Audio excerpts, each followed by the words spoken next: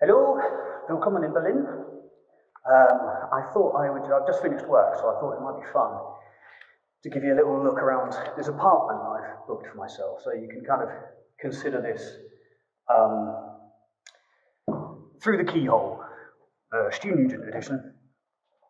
And who lives in a house like this? That's the question. Okay, we're inside. Listen. That's the front door. Okay, so there's me. That creaking you just heard is the only noise that I can hear. Despite being on the street and this being a residential block, I don't hear any other noises apart from that noisy ass door. So you'll probably hear it again, I hope, throughout the course of this video. But let's take a look around. So this is the hallway. On the left here, let's dive straight in, is my wee bathroom.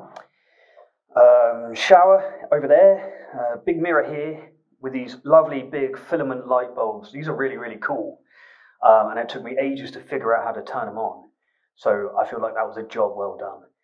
I've got hair dryers, soap dispensers, electrical stuff, everything you can need. Nothing particularly of interest. There's my dirty washing down there. That's about it. That's the bathroom. So not the most exciting start. I should apologise. Where should we go next? Okay, this is the main room. I'm not sure whether to call it a living room with a bed in it or a bedroom with a living room in it. I guess you can't have it both ways, but it's got this huge bed in it, and then it's got a sofa and a little pod chair, a little bucket seat down the end. So let's go take a look. Here is the news in Germany. Apparently Boris Johnson has done something stupid. Who knows?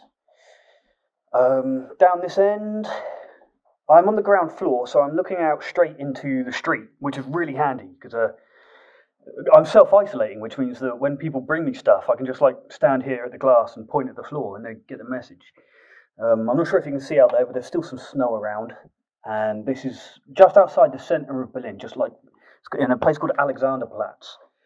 And the centre of Berlin is just about half a mile or so down that way. And this is a largely residential area. So you can still see that people have lots of Christmas decorations still up across their balconies. It's all very tasteful. And yeah, so that's what Berlin looks like. This is a German man looking at me there. Hello, sir. Over here, we have an attractive pot plant hiding a vacuum cleaner, which is not going to get used, but is useful to have. On this wall, picture of Berlin there. That is a picture of Berlin. But if you come around this way, that is a picture of Berlin. These cushions on my little, quite pleasant little sofa thing, are Berlin cushions. So you can probably start to spot a theme. This wall is all bare brick, but it's decorated quite elegantly, a little bit like a TGI Fridays in the late 90s, with all of old stuff left over from bars all just thrown on the wall. And inspirational quotes like this one that says, life is what happens to you while you're busy making other plans. And to be honest, I don't know how inspirational that is. What is the message there?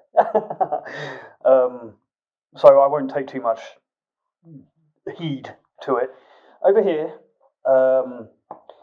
is you probably can't see it because the light isn't very good, but this is like a panther that I thought was just the worst thing I've ever seen in my life. This horrible little macho nonsense panther statue. So I went to move it, but it's made of cast iron. It weighs an absolute ton.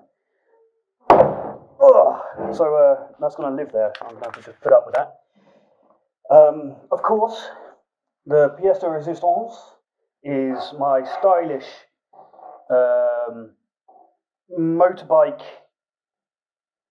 thing. I don't even know what to describe it. What is it? Like a table or a desk?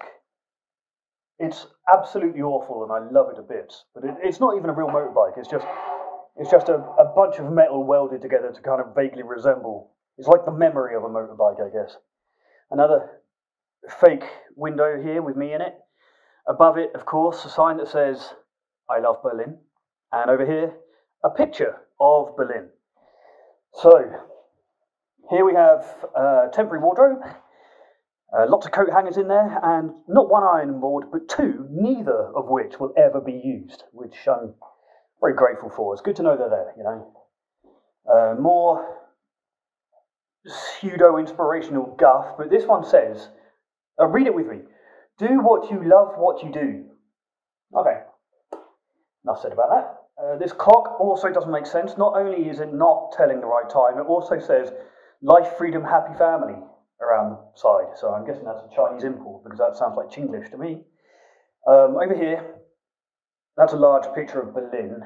I think this one here, though, on the left here, I think that's Berlin, and this one is Berlin. And that piece of wood over there is just a list of places in Berlin. And then I think my favourite one is this. The tea tray over there, that just says Berlin on it, so at least they're consistent, right? At least they're really stuck to the theme. I also feel like the people who decorated this place kind of just gave up when they got to the kitchen, because all of this, I'm not sure if you would call this exactly good decorating, but it's certainly a style, you know, it's a style of a kind, so it's better than nothing. But over here, well, I just kind of ran out of enthusiasm, I think.